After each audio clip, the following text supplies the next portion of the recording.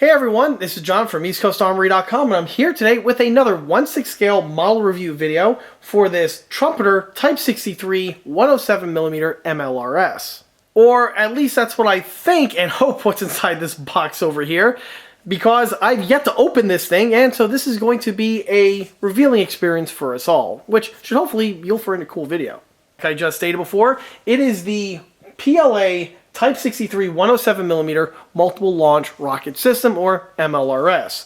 This here is a pre-built model that's in 1/6 scale, and it's from the company Trumpeter, which is an interesting thing to mention, because generally when we all think of Trumpeter, specifically if anyone's a fan of my smaller scale content, you'll know that Trumpeter is a avid and is a very prolific model company, and they produce a wide range of plastic models in a multitude of scales and also in a multitude of subject matters. Their tank kits are some that are very highly touted. I've built several, and they do have some excellent quality pieces.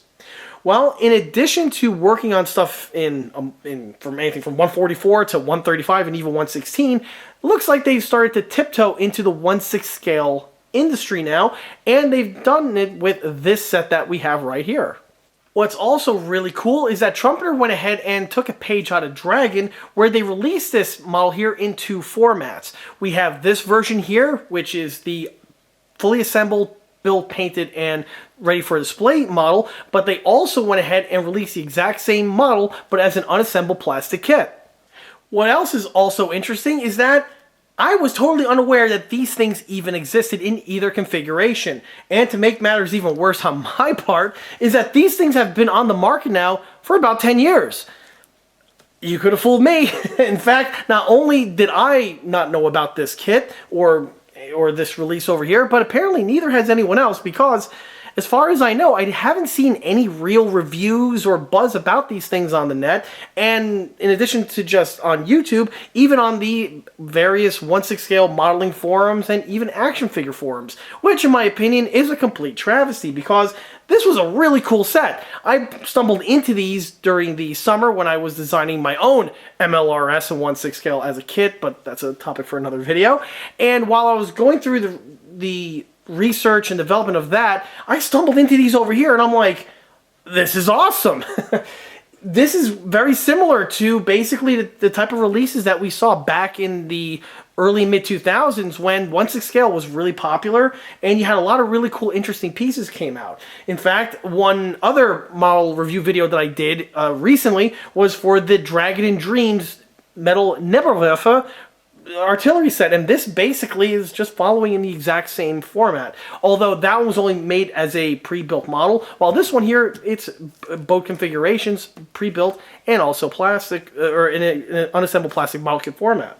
Go ahead and make a review video for not just this one, but spoiler alert, I also have the unassembled plastic kit, and that's going to be the subject matter of its very own model showcase video, so definitely stay tuned for that, specifically if you dig the ECA channel and 1/6 scale content. Back to this one over here. So these models here I procured from eBay. These are the type of things that are all found overseas. So if you're one of those old boomer types that will refuse to buy anything off of Evil Bay or AliExpress, well, you're going to have to start exploring new waters here, because that's the only way you're going to track one of these down. The models are somewhat affordable. Again, it's basically what we see on the market. The one thing that I noticed that was pretty interesting was that the pre-built one is slightly more affordable compared to the unassembled kit one, which seems to be a little bit more expensive by like 10 or 20 bucks or so. Which is interesting, because generally when Dragon did the same type of thing in the past, where they released a built model and then they released the unassembled kit version of it, the unassembled kit one was cheaper than the built one because of obvious reasons. You don't have to pay someone to actually build the thing, paint it, and then put it in a box. It was just fresh from the mold making machine, and you spit out the castings, put them in a bag, and call it a day. So Trumpeter charging more for the unassembled one's a bit odd, but that's where we are today. This one here. Oh, and also one other thing to mention, there are several vendors on YouTube, I wish, on eBay that offer both of the pre-built and the kit one, and it just depends on the vendor you choose. There's plenty to choose from, and some of them have sales, some of them offer free shipping. And there are several, and sometimes you get a coupon or two depending on the vendor. So you can actually score one for a price that's similar to this one here, and if not a little bit lower, which is exactly what I did when I was procuring these. Anyway, I purchased these last month, and they finally came in. This one here, I was really excited to finally get my hands on, so let's go ahead and see exactly what we get when you order the thing. However, before I do, one thing I forgot to mention was exactly how much I paid for the thing in total, which the pre-built version over here usually retails for about a little over 115 bucks, while the unassembled kit one sometimes retails for about 130. Again, subject to change depending on the various variables that I just mentioned before, but this one here on average, again, tends to be cheaper than the fully built one, so again, why not? Alright, so this is how the unit comes in. As you can see, this is literally fresh from the postman. Well, not totally. I went ahead and removed several of the sensitive information on the box, like the address and stuff like that, because no, I am not going to go ahead and dox myself. But that aside, what you see here is exactly how it comes. The box is concealed in another box on the inside. It's very inception-y of it. But on the outside here, we have this special Chinesium covering, which appears to be nothing more than just, well, a garbage bag. So we'll go ahead, grab a rusty steak knife, and go ahead and get this thing cut open. Okay, with the steak knife ready, I'll go ahead and cut it open. But one last thing I want to mention before I do was that the model's box appears to be in decent shape. I didn't see any real damage on it whatsoever. However, one thing that was a bit concerning to me when I handled the box was this. Yeah, hear that rattling on the inside? That's generally not a good thing. Unfortunately, it's one that is fairly common with 1/6 scale pre-built models. As I've mentioned on several other videos similar to this in the past, just because of the size of these things, a lot of times when they make the journey from overseas, they tend to take a bump or two. It's just the nature of the beast with these things and how big they are and how fragile they also are at the same time. So if you have a piece that comes in a bit damaged, that honestly is a little bit par for the course. But that out of the way, let's go ahead and cut this thing open.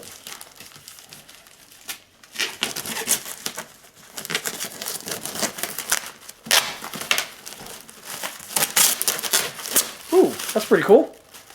I got a nice little trinket over here, a little good luck trinket. A few other models I bought from China that have done the same thing, so that's a nice little gesture.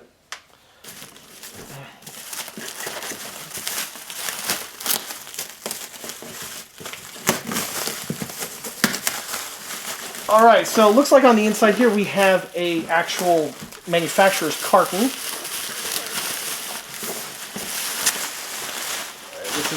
This gnarly thing is going to be disposed of. Alright, so here you get to see what's on the inside here. Again, classic made in China type packaging where we have the importer info, the item number, what it is, and all the other good stuff that's relevant. So there it is right there in case anyone is interested to know. It's interesting that Merit is written on the box. As I mentioned on a few other videos similar to this, Merit is an importer. They have imported a lot of 1/6 scale stuff. One other one was a 1/6 scale SG43 kit from the company I Heart Kit, which is actually, again, Trumpeter, just under a different name. And that kit has been released and sold in the United States under the Merit label, but you could also get it from the proper I Heart Kit label. And that's also mentioned in another video that I did a review on a little while ago. More stuff on this side over here. Again, this is as fresh as you possibly can get it. Box appears to be, again, in decent shape.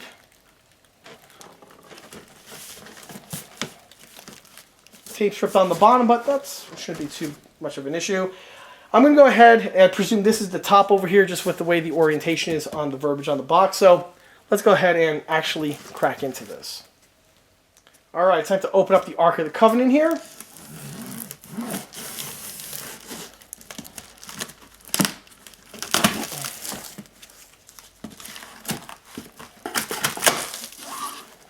Alright, here we go.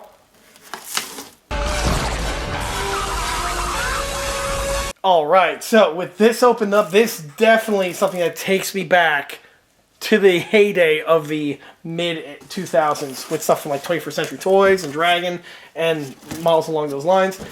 Okay, so here we have the carton. On the inside here, we have the actual display box for the piece itself. We have a little bit of tissue paper here protecting it. And we do have a nice little clear window portion over here. Again, this is like the type of thing that you would see in a store type setting. Although I doubt it very much you would see these in stores. And if you do have one of these in your store, you got a really kick-ass store. Alright, so get this guy out of here.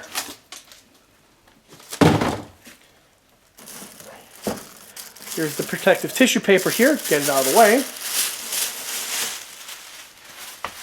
And this is what I mean. That is awesome.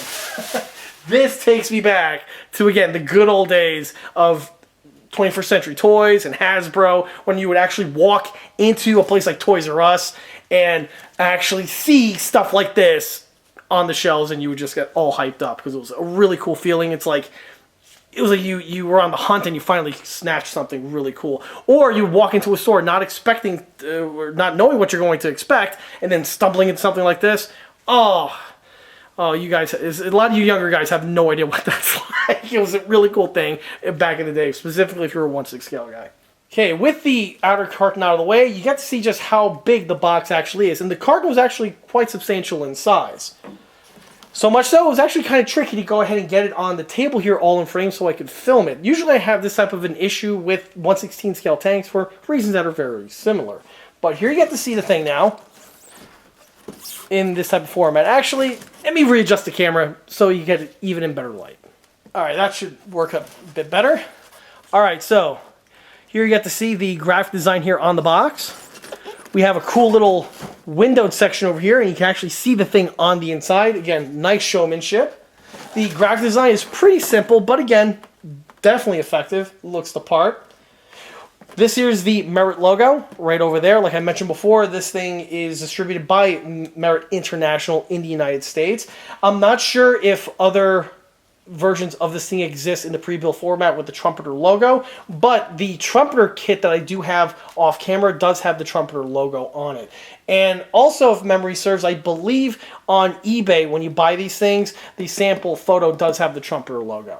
However, outside of that, it still has the remainder of the type of typefaces and graphic design we would expect to see on a Trumpeter model kit. The typefaces right here, the overall layout, all that just screams Trumpeter. Anyway, here we have right here, it's 1/6 scale, Type 63 107mm MLRS. Item number 68608 for those who are interested. Same exact verbiage right here on the front pane, or I should say the front panel. It's for ages 14 plus. I think I should be okay with that. It's definitely my maturity level. On the side portion over here, you get to see what it contains, which is the launcher, as well as a full complement of rockets, which is a very, very nice touch. If we can recall on the Did Nibblewerfer, the model came as just a launcher, and it gave you one rocket, and the other rockets were sold as an accessory set. And Dragon themselves also did stuff similar to this with some of their anti-tank armament. But this one here, nope, it's actually full value. It gives you the full complement of rockets to flesh this thing out, which is a very nice touch. Flipping over to the opposite side is the exact same type of layout. And then on the back portion over here, we have just some other nice little sample photographs of the piece in question. These sample photographs here are also recycled on the plastic model kit, and it's seen on side sections of the box. But you'll be seeing that in that video when it does come around. The unit does have some nice features on it, I will say that right now. For instance, the tubes here are actually made out of metal, and the tires are real rubber tires. So that's a very nice, high-quality piece. They could easily have skimped and went with plastic for the tubes and a molded rubber type, or I should say a molded plastic type material for the tire, and then that you just simply paint in black. But no, they did it the right way, and they gave you an actual rubber tire. Again, high quality. That's definitely indicative of that. On the very bottom portion of the box, we have here just some more verbiage. Gives you a nice little description of what this unit actually is. For those who don't know, the Type 63107 is a multiple launch rocket system that was developed by the People's Liberation Army, or PLA, or China. And this was developed during the Cold War period in the 1960s. Specifically, it was adopted in 63, as generally the Chinese like to do that type of stuff with their names. And this thing has been widely successful. This is essentially the AK-47 of rocket launching systems. This thing has been exported all throughout the world and even has been copied in several other locations as well. These things are used basically in Asia as well as the Middle East. So if you turn on the news and you see something happening somewhere and there's a shot of on the file footage of a rocket launcher blasting off rockets, generally speaking, it's going to be a Type 63. So with that little quick history lesson out of the way, let's go ahead and begin to open it up. Before I do, let's see if I can go ahead and get the thing in frame. Fortunately, it's kind of hard with the glare that I have over here, but here you get to see the unit right there. It's a nice little bubble packaging. It's nicely, or appears to be very nicely packaged in a lot of a sarcophagus being made out of clear styrene, which is, again, nice quality. They did not have to do this. They could easily just went the cheap route and just gave you an unceremonious box, or just ship it with the carton like we saw before. But this actually has some showmanship to it, and it's a nice touch, and I definitely appreciate it. We do have some damage over here on the box. Something punctured it, probably during shipping, but I'm not seeing any real issues here. Let's see if anything, I could see something running around loose on the inside. No, nothing seems to be rattling loose, or at least that can be in a visible location. So that means the only way to find out, we got to crack this thing open. All right, let's see, how do I actually do that? Remember, I'm building this thing as I fly it, so there's no going to be any fancy editing cuts on this. All right, so it appears that we have some tabs on these portions over here, and there's two others down here. I'm going to see if I could just pop these two tabs and just open it in this format.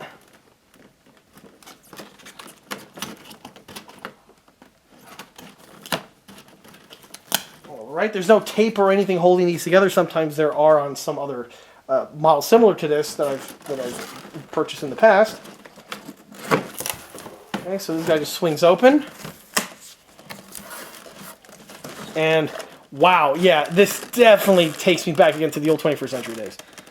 We have a very cool little blister pack in here, a nice little plastic sarcophagus, and for the most part, it looks like everything is intact. So let's go ahead and pull everything out. Oh, so we have the launcher here. It appears to be mostly intact, although, again, this glare is not doing me any favors. And on the bottom here, we have a box that contains what I presume are the rockets. But since there's so much glare, let's go ahead and just pull this bad boy out. So it just slides out, as you see, without any sort of complications. There's no twist ties or zip ties or anything along those lines. Put this box off camera. All right. And there you see it. It's in this very nice sealed, again, clear styrene vacuum formed little sarcophagus. And looks pretty good. Okay, I do see some damage here. Yeah, this thing is not sadly intact. The two tubes over here, it looks like the end caps popped off, and we do have some paint scrapes on the top portion here of the plastic. Hopefully this comes on camera. You can see where the tubes end out on these two, and we see these two here, the end caps are missing. I see the end cap floating around on the inside, which explains the rattling noise that I mentioned before. But I don't see it. The piece looks like a clean break. Just a little drop of super glue I think should be suffice, which, by the way, in anticipation of this, I brought from the shop. I figured, yeah, my spidey senses knew something was up. So, yeah, always have a bottle of this stuff on hand. Right, let's see. Okay, so now you've seen basically what it looks like this. We have the rockets that popped out of the bottom. Let me go ahead and open up the rockets. Might as well do that now. So the rockets are just held in this nice little box here. Like showmanship, again, very Trumpeter-esque. Looks like a lot of times when you purchase a upgrade kit or an accessory set from Trumpeter, or even Tamiya does that, where they have something akin to this. Nice graphic design here. We have some nice CAD drawings of the rockets. And nothing really much more to mention about that. So, this thing's not taped. I just open it up. There we go. All right, so I'm glad I actually opened this up first because it has a little assembly sheet to fully assemble the piece. Even though the unit is mostly assembled, there is some assembly required. Namely, probably got to assemble the trails to get the thing all hinged together because it's the only way to condense the size. Otherwise, it'd be too big. Go ahead, look at the instructions really quick, though. So, here we'll start with one. There you can see everything in plain view, or hopefully plain view. Some definitely mild assembly, but again, nothing that's too egregious from what I can tell. Apparently you could have this thing in either transport mode or firing mode, and I believe this has a functional feature to it that I think I've seen that mentioned in one of the listings, but I'll mention that as the video goes on. Alright, so here are the rockets right here. That looks pretty cool. I like the way these were packaged. They're concealed in some cardboard little sections over here. Ooh, we have a little box full of accessories I'll open in a second. Let's go ahead and take the rockets out. Kind of looks like they're on a giant stripper clip, doesn't it? But alright, let's see. Alright. So there's one of the rockets right there. It has the Venturi right over here that appears to be nicely detailed. The paintwork is pretty good. The rings here are the paint's applied evenly. I'm not seeing any drips or anything, and same appears to be true for all of the rockets in question, so it's a consistent type look. There is a slight seam found on where the two halves glue together, but this is quite commonly occurred when you get something in the pre-built format. The seams aren't too bad or anything, but if you look closely you can see where they just went over with an X-Acto when they were assembling these. Here's the fuse over here. The fuse detailing it's simplistic, but from what I understand, I believe this is true to form to the real one. And that's all there is to it. It's a very simple piece, but again, it looks pretty good. Like I stated before, you have the full complement of rockets. This is not something you have to buy extra. Oh, the rockets do not work. Someone's probably going to be wondering, no, the rockets do not work. Also, as for the material of the rockets, they are plastic. They're not metal or anything else. They are indeed plastic. Alright, so I'll set those aside. This brings us to this mystery box here, which is probably just the other small bits of components to assemble this thing. Alright.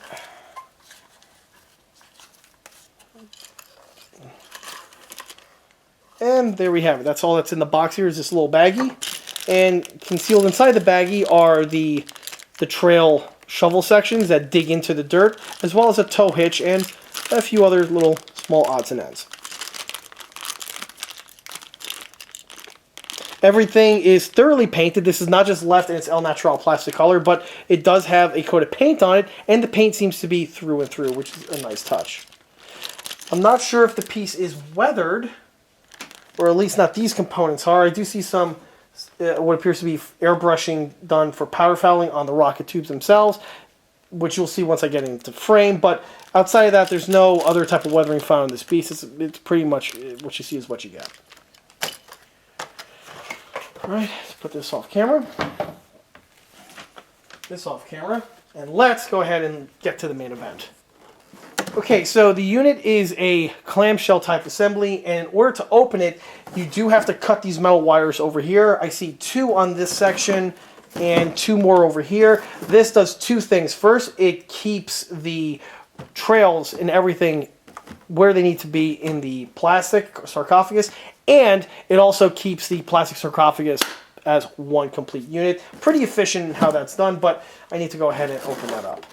So you could do it 2 ways. You could go ahead and just use a wire clipper, or you could just physically use your fingers to open up the wires. This way, I've opened up more of these things than I could remember, but either way, it's very, again, it takes me back to the good old days of 1/6 scale stuff. As you can see, there's quite a few of these. The rocket just has a ton of these little twist sticks, so I think I'm just going to go ahead and grab a wire cutter if I have one here in my filming area, which I don't think I do. Alright, with those undone, let's go ahead and open this guy up.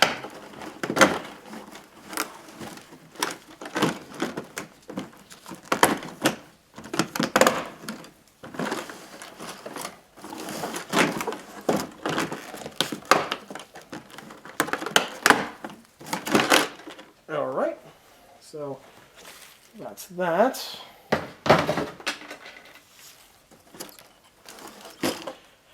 Okay, so now that the thing is no longer in its sarcophagus, now you get to really appreciate what this thing looks like, as well as the condition that it's in.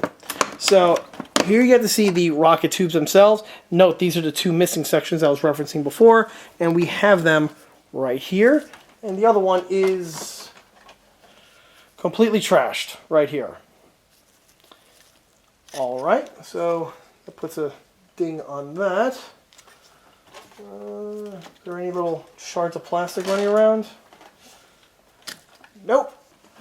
Well, I'm just going to persevere either way. What I'm probably going to do is I'm going to take pictures of this and send it to the vendor and see if I could probably work something out with the guy. Okay, either way, let's go ahead and persevere on.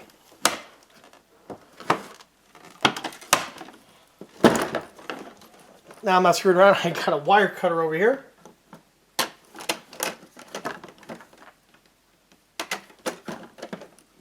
And there we go.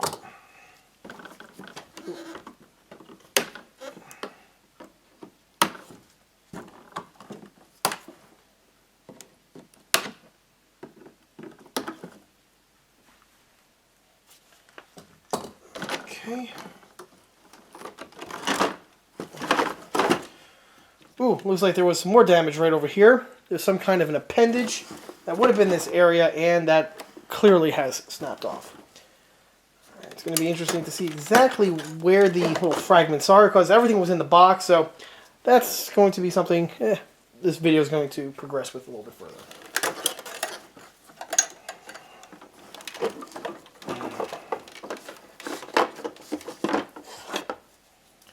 Here goes the one trail over here. It is plastic. Paint is okay. There are some scuff marks here or here where it was pressed up against the styrofoam, which is normal for something like this.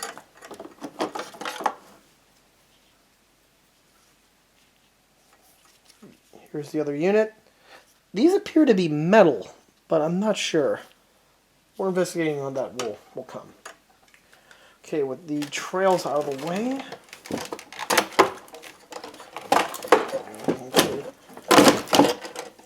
Pull the part out.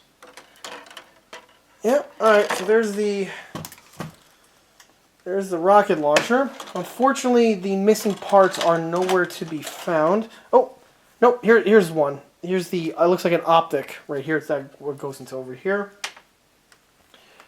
Looks like the little good luck charm didn't really work on this one. But anyway, I'll keep my eye open for the busted pieces for this piece here. So that's, it's disappointing, but again, like I stated before, we're building this one as we fly it. Alright, so the end sections here of the trails are very well masked up here with some styrofoam wrapper.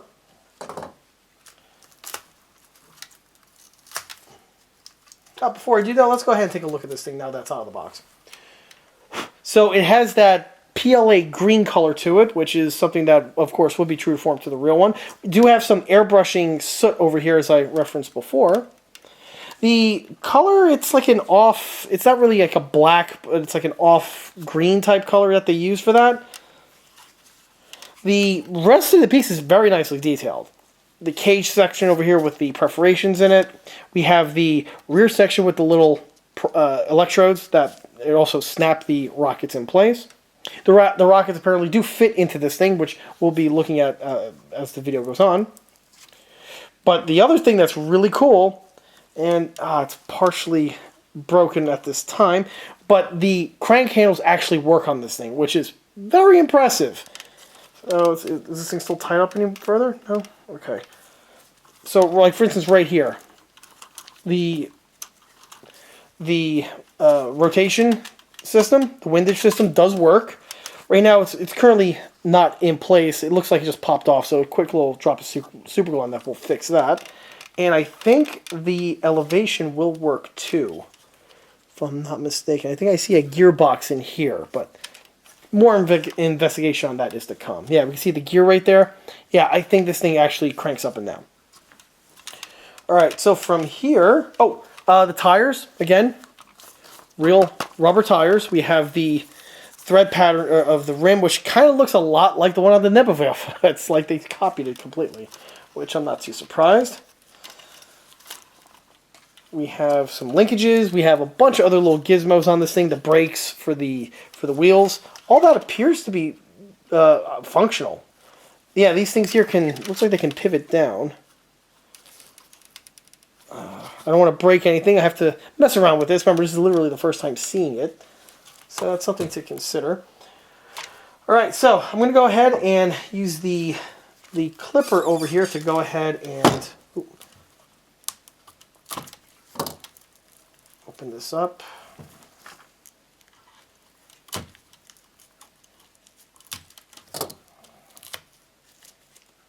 So there's a little foot right here that's concealed underneath the bubble wrap.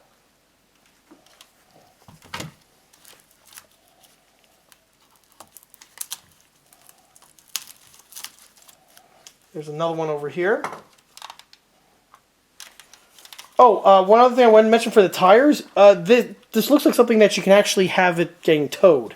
So if you have like an RC Jeep or some other radio-controlled vehicle, you can hitch it up and actually tow this thing. The wheels don't appear like that they're going to fall off, or at least just from handling it right here. I have no idea how they're secured to the axle, but as you can see, they spin freely, and it's not the type of thing where if you spin in one direction, it actually tightens onto the axle, like we saw in the Nebuvalve.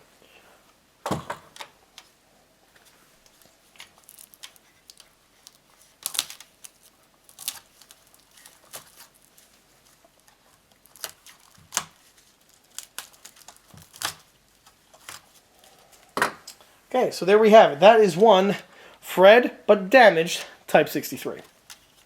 So while I'm putting the trails together, I just ran into something very interesting. So the trails are actually not intended to be glued in place, so do not go ahead and glue them. The reason is because, like I stated before, this thing has the ability to be positioned in either the transport or into the deploy position. And to do that, these things need to be able to pivot around. And so on the piece over here, we actually secure it in place with a lock pin that we have right here. So the way this works, if you see on the piece here, there's this little notch that's found into the section over here, and there's also what would be a hinge and probably spring bound on the real one right over here. So the way this works is that you put this guy in place, and when you have the magical sweet spot over here, the pin is going to drop in place and lock it where it needs to be, and it keeps it in there in a secured manner. So if I go ahead and take this guy, the way it works is this is the part that extends into the leg, while this guy here is just a lever on the outside. So I just line it up like so, and push down, and once it finds its happy sweet spot, the trail is now where it needs to go.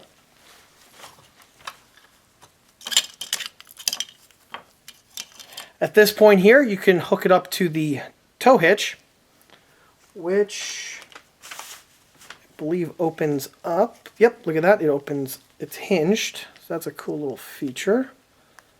Just like so. The hinge is done with plastic, so it's... No, I think there's supposed to be metal on the inside, but it's not there, or maybe it fell out. Nope, it's a little plastic pin right here. Okay, so I'm going to add a little drop of glue to the one end just to prevent it from wiggling loose, because these things love doing that. So, there you can see the little pin. A little drop of glue right there. Push him in, there you go. He's not going to fall out ever again. Alright, so now you have this guy ready to go, and we just follow the instructions over here. This guy clips in like this. This guy like this. This guy goes over like that. And there you go, the piece is held in place. Although it looks a bit chintzy because this guy is open over here, and the piece could just I guess, yeah, that's, huh. I don't really know a whole lot about this weapon system, so I'm not really sure how true to form to the real one it is. But yeah, this seems like a little bit of an oversight. But yeah, I'm following the instructions. Huh. Yeah, it's not broken or anything. That's just how it is. All right, so there's that.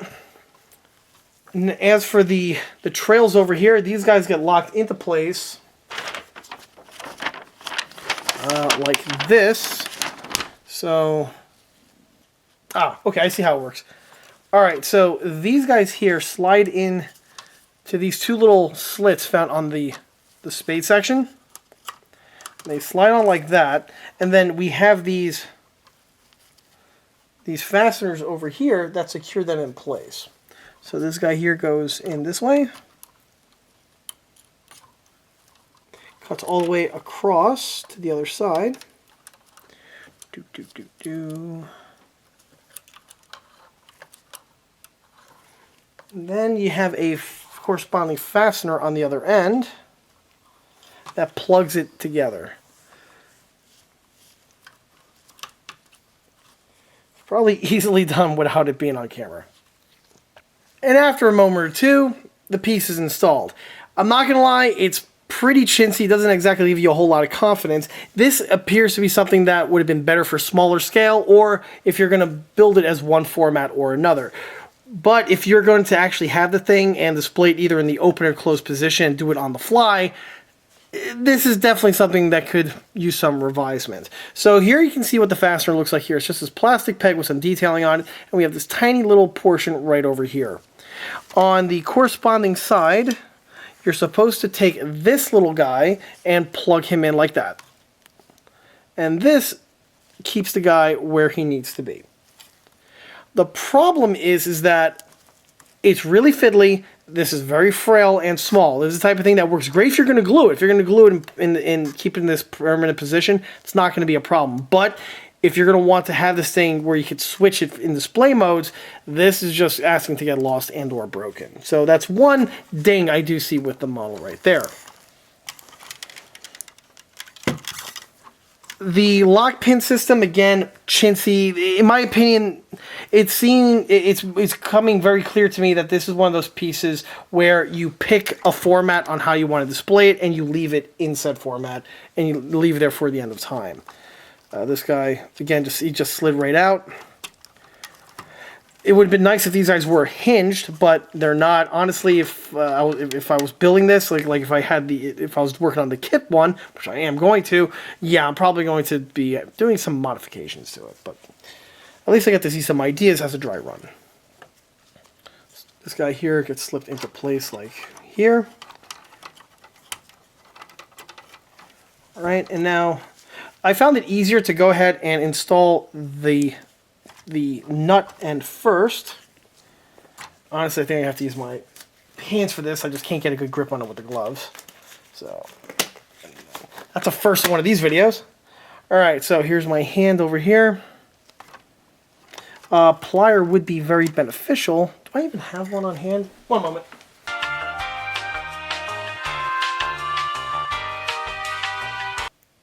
So there you go, the piece is just held in place with this plier, and it looks like it could fling off to Los Pardia at a given notice.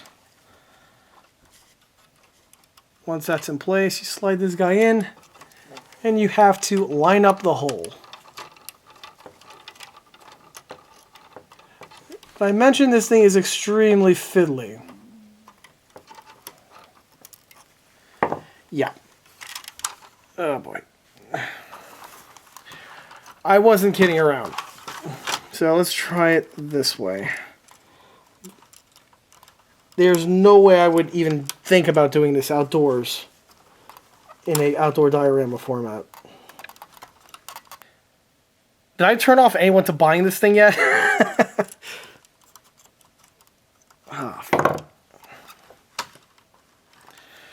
Yeah, this is one of those things where you get it on the first try or you don't get it at all. The big problem is that this pin is just too short. It's just way too short. It doesn't have enough meat, and it just dangles on the piece. And for you to push it on, it just doesn't grab onto it. Let me take this guy off. Maybe it's easier when it's not on the launcher. It only took about 4 minutes to do, that's what it says on my viewfinder. All right, so once it's in, it's in. It's not coming out. And again, you line this fella up here, drop him in place. And then somehow magically you can tow this thing with this open portion over here and it doesn't come loose. Don't ask me, I just work here, guys. Alright, so with that out of the way, the other thing to mention are the other pins that come with this set, which are these two pins right here. Here's one, here's the other. These pins are for securing the travel locks in place. So, let's see now, this guy, yeah, so when you want to deploy him, this guy here goes into this little section like this.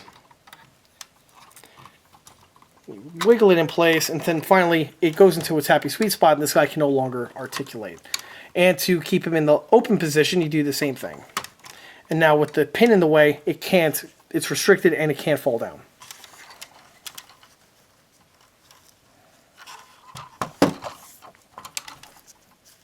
I don't think Trumpeter is going to sell a lot of these units after this video. I can already tell. I can already see the comment section is going to be filled with positivity. Alright, so, yeah, this travel lock, or this tow hitch design is awful. I just don't, I don't get it. Unless there's supposed to be a lock pin. I guess this molded thing is supposed to be a lock pin and actually hinges in place. Because other than that, this thing is just not, it's just not going to work. Anyway.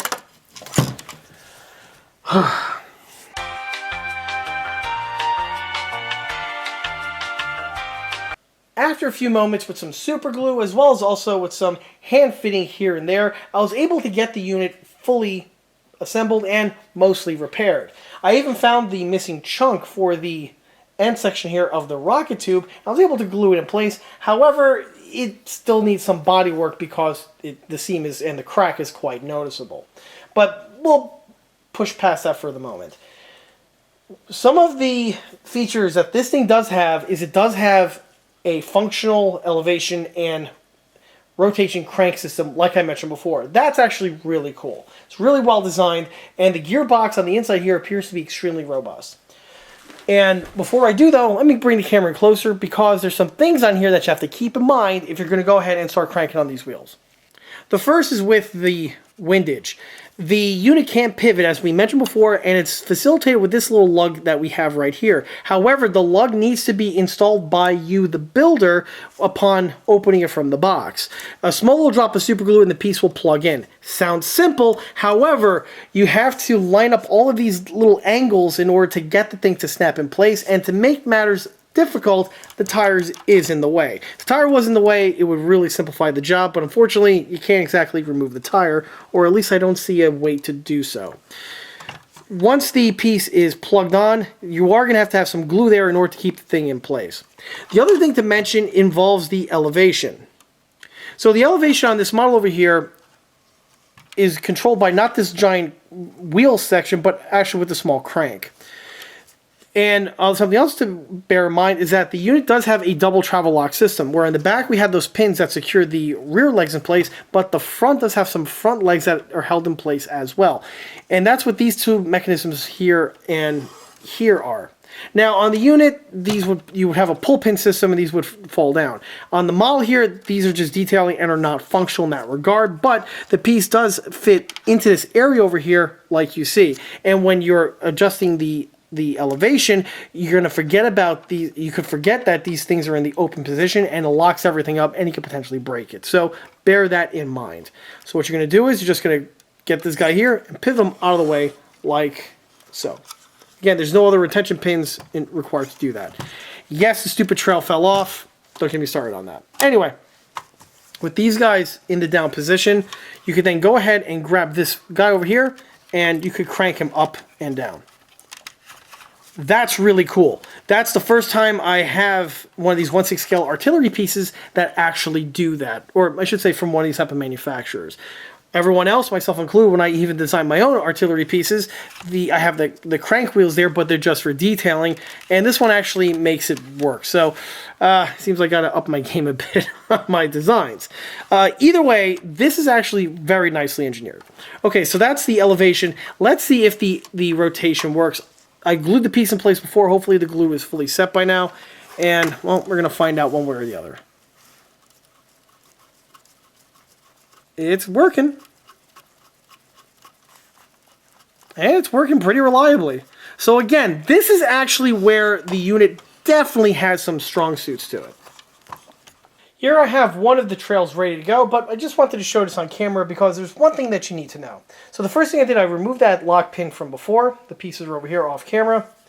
This guy here slides off.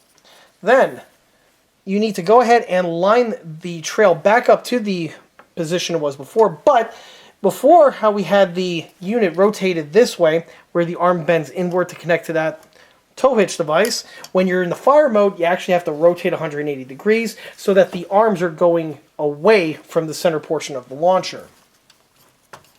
With the way the piece is designed, this notch here will index in the correct location. So I'll go ahead and position this guy like this right here. And then I just go ahead and drop the lock pin in place right here. Shove it in as far as it goes, and there you go. You can see how the piece is held in place now.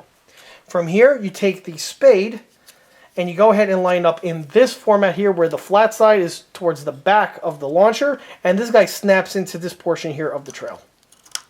Like so. And once it's fitted in place, it actually holds it better compared to the way it was in the toe position. So that's interesting to point out. Also, don't forget to put down the feet in the back section and put the lock pin in order to secure that in place too. As for the ones in the front, these I don't believe are held in place with any lock mechanisms or anything. No, they just basically just sit here like this on the ground in this type of format.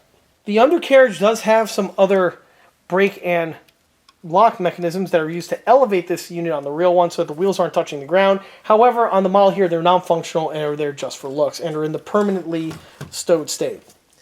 But you don't really need that, I presume, to fire the actual launcher. So there we have it. The unit now is in its firing state. And with the camera zoomed out, actually has a nice bit of presentation to it. While I'm at it, let me go ahead and load the rockets up so you get to see what it looks like in this type of format. I believe the rockets are inserted from the front, as according to the instructions. I'm not sure if you can actually do it from the back. No, I guess you could from the back as well. So there you go. You just go ahead and load these things as you would on the real one. Slide them in. It's actually quite satisfying to do, I'm not going to lie.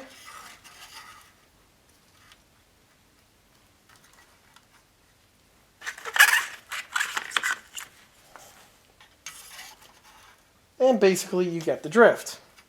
When you're installing these in place, you don't want to have them flush up against the unit. You actually want to have a little bit of the portion protruding outward, as that's how it's displayed on the instructions, which looks something like this. If you push it in all the way, that's a no-no. You don't want to do that. On the real unit, these little tabs here would snap over the rear portion of the rocket, keeping it in place and getting ready for firing. However, on the model here, these pieces are non-functional and they're just for looks. They also do not snap over, and they're mounted just slightly outside of the area where they miss the rocket by just enough so it slides through. In a way, it's a double-edged sword. One way it's good because you're not going to break it, but the other thing is that because of that, the rockets are not really held in place in a positive manner. And if you have a setup and the display, you want to make sure that the rockets are installed properly.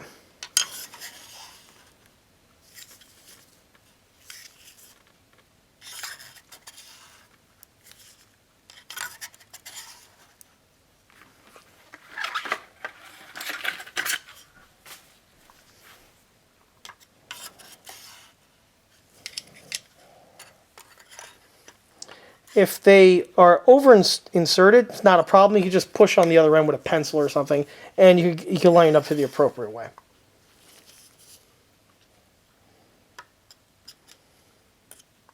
Where's the other one? There it is.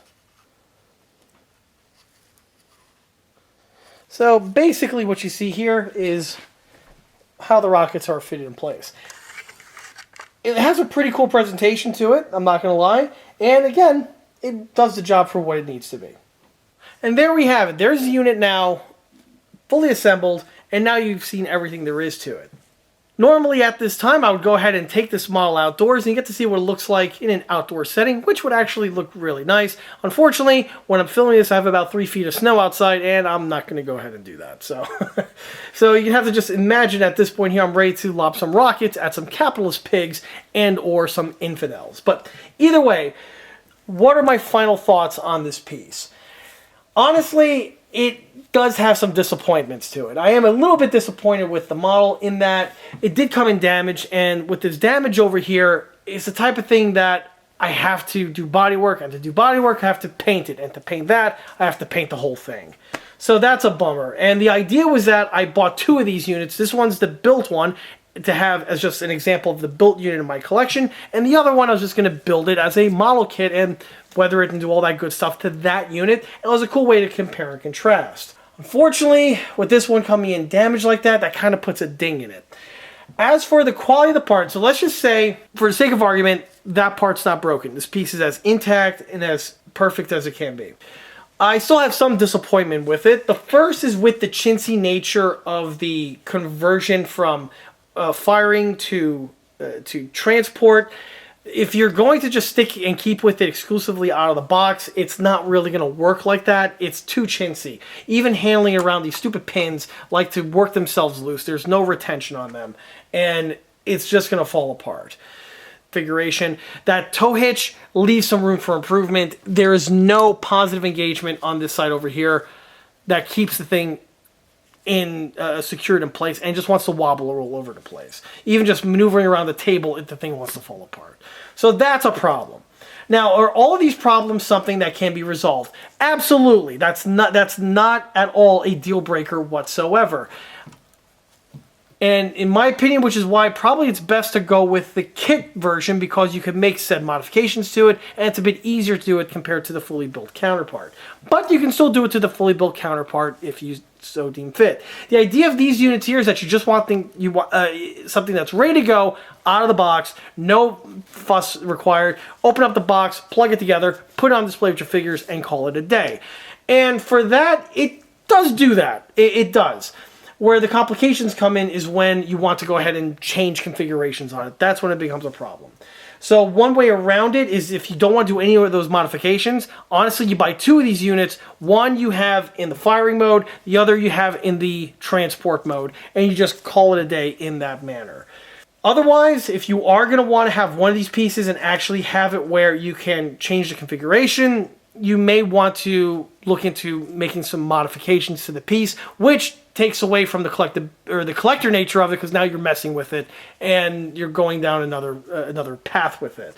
If you're just a standard collector or you don't want to mess with it, buy 2.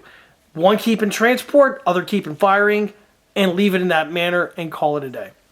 Something else that I noticed that was a little bit of a disappointment was that if you look at the unit on the box right here, you'll see that the unit does have some nice paint and weathering going on for it. However, on the actual unit here, that's not the case. There's no weathering on it whatsoever, with the exception of that little bit of airbrushing added to the end portions of the rocket tubes. And what you see here is just the plain Jane base coat of the PLA green added. Now, that's not necessarily a bad thing, because these units, when new, look just like this, as well as also when they get shipped off to God knows where, also look just like this. But if you're expecting the one on the box and in the sample photographs, you're going to be disappointed, because that's not what is supplied in the box. Also, in case anyone's wondering, I did go ahead and, while between filming takes for this here, I reached out to the vendor where I got the model from. I showed him pictures of the damage, and hopefully something comes out of that. If I play my cards right, I could get a whole new unit out of it, and maybe that one will come in better shape, or possibly I could get a partial refund for this one. Either way, it's still a win. But as for this one here, am I happy that I have it in my collection? Oh yeah, absolutely. I actually do like this piece. Even though I had my critiques and some of the issues that I had with this piece during the unboxing, overall, I'm still happy with it. I still like it. I think it's really, really cool. I am definitely not regretting my purchase whatsoever. No, I'm not coping or anything. Seriously, I honestly do like this piece. That's why I purchased 2 of them. towed artillery pieces are a really cool piece and cool things to collect in 1/6 scale. And rocket units like this are also just really, really, really cool. This will look fantastic with my Nibbelwerfer, and it's also going to look really good with the other unit that will be the subject of another video down the road. But anyway, this, and it's funny again, this thing here was a complete sleeper piece. I saw nothing mentioned about it on any of the news groups or Facebook groups or anything. And honestly, in my opinion, it's a bit of a hidden gem. These pieces are readily available. They're really easily come by online. And the subject matter is one that's also really, really cool. Again, these units here are widely utilized in global hotspots and conflicts all over the world. Standard armies use them, again, like the Chinese PLA, to militias and other, let's just say, unsavory individuals also utilize that piece for great effect. And if you're a guy that's into collecting either stuff from the Cold War, from the Sino-Vietnamese War, or possibly even if you're just a modern military collector guy, this piece here is a fantastic addition to add to your collection. If you want to do something for like some special forces guys with some M4s and stuff walking around this thing, or some Navy SEALs, that'll be awesome. If you just want to have some PLA figures, which they do have a 1/6 scale for this period specifically, that will also work for this. It's a really cool piece. The subject matter is awesome, and believe it or not, the execution is also, out of 100% of the execution, I'll give it a 70. I'm being generous. I'll give it a 70%. And the reason why I give it a 70 is because they did the gearbox for the rocket system. That is cool. That really, really is awesome. The materials that they also made the model out of are also really, really, really good. Unfortunately, I kind of got the short end of the stick on this one here being busted, but the pieces are still very high quality. The use of rubber tire, again, fantastic quality. The only place where this thing falls short is with the half-baked nature of the locking mechanism for the trails. That's where the thing falls short. If it wasn't for that, I would have gave this thing like a 95.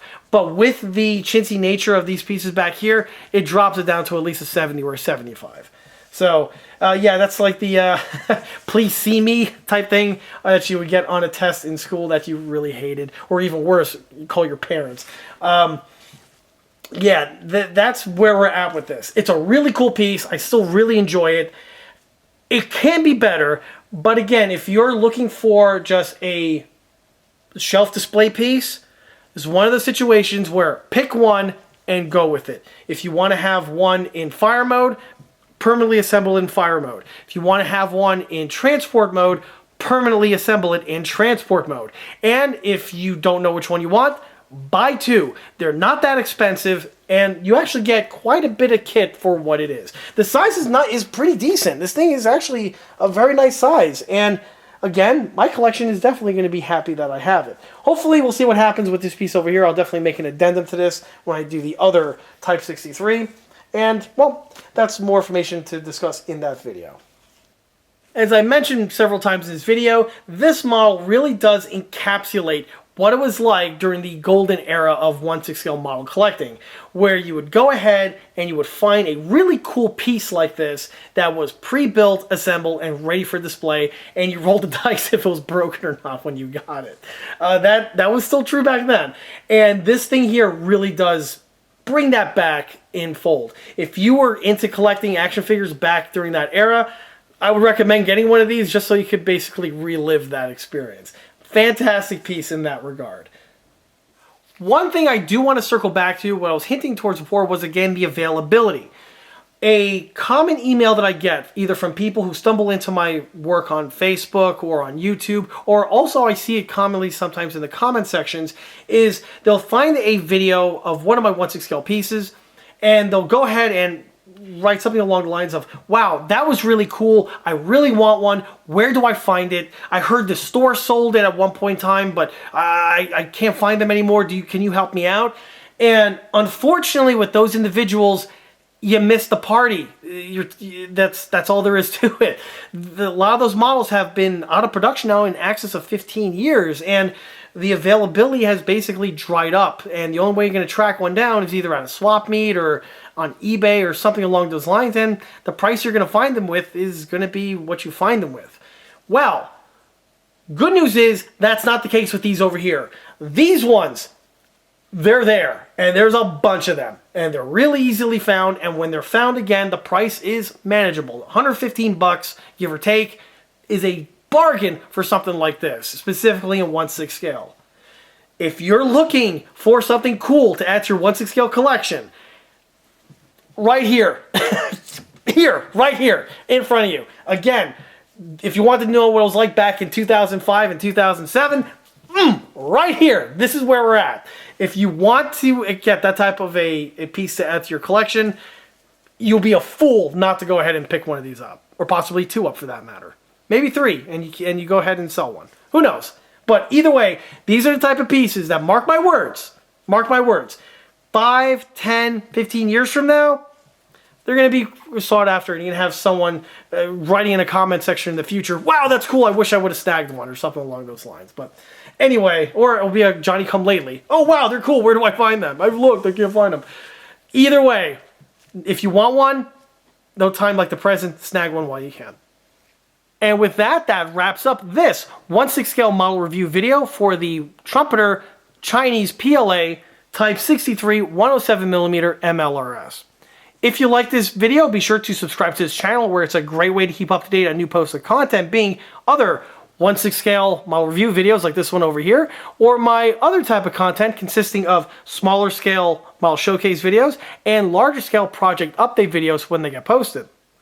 Another way to keep in loop of new posts of content is by liking us on Facebook, where I have photographs of the other smaller and larger scale builds that have been seen on this channel in the past. And of course, don't forget to swing by eastcoastarmory.com for more 1/6 and 1/16 scale builds and detail components. Thanks again. I'll be seeing you all again on the next one. Till then.